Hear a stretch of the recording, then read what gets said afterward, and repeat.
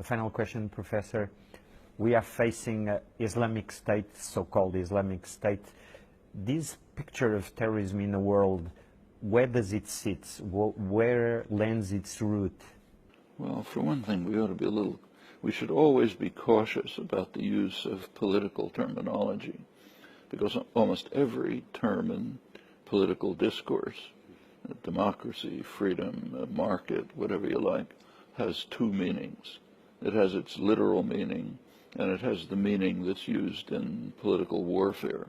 And terrorism is a good example. The word terrorism has a meaning. It's defined in international law and the U.S. Code and so on. But that's not the definition we're allowed to use.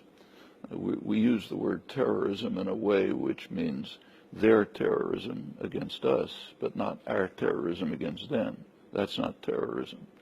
So, for example, if we were to use the word terrorism in its literal meaning, the most extreme terrorist operation in the world today would be Obama's global assassination campaign, the drone campaign.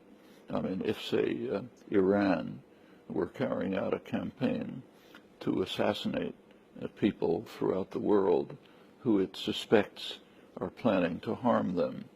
So, for example, to assassinate the editors of the New York Times and the Washington Post who publish articles calling for the bombing of Iran, say, or to assassinate Israeli leaders who are murdering Iranian scientists and calling for the bombing of Iran and so on. If they were to do that, we'd call it a massive terrorist campaign. We're doing it, but we don't call it a terrorist campaign.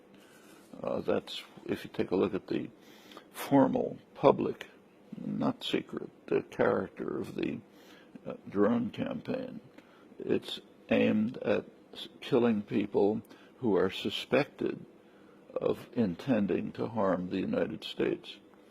As I say, if any other country were doing that, we'd probably have a nuclear war because it would be such massive terrorism. Furthermore, this is a terrorist-generating campaign. It generates terrorists. When you suddenly attack a Yemeni village and kill somebody, maybe the person you're aiming at, maybe not, who maybe is a suspect, and maybe you kill some other people, that elicits a desire for revenge. So it increases the number of what we call terrorists. In fact, if you look at the whole war on terror, which so-called, which started 15 years ago, at that time, what we call terror, this kind of retail terror, was pretty much limited to a corner of tribal areas in Pakistan and Afghanistan. Now it's worldwide. West Africa, South Asia, Levant, everywhere. Because that's the effect of carrying out massive terror. Now let's take the Islamic State.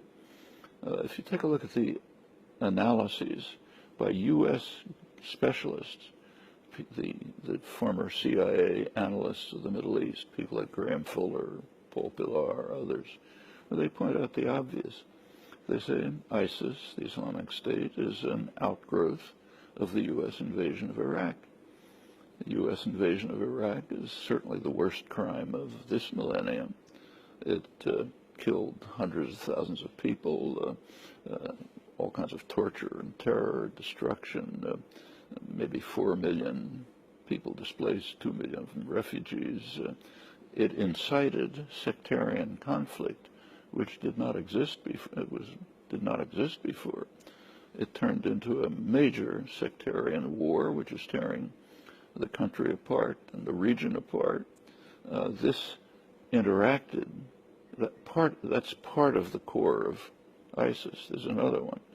The most extreme radical fundamentalist state in the world is the major U.S. ally, Saudi Arabia.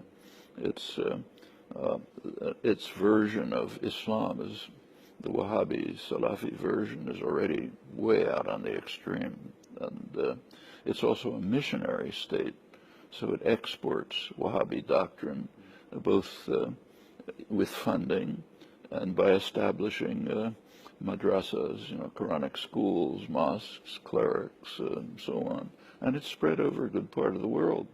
ISIS is an extremist fringe of the extremist version of Islam promulgated by the leading U.S. ally in the region, Saudi Arabia, which is now also bombing Yemen and destroying what's left of that country. Well, this whole amalgam has put together a real monstrosity. There's no doubt that the Islamic State is a pretty horrible development, but it has roots. This is not the whole story. You know, a lot of it comes out of the collapse of traditional Arab and much Muslim society, which is a long story in itself, also with imperialist elements involved. But out of that comes monstrosities like ISIS.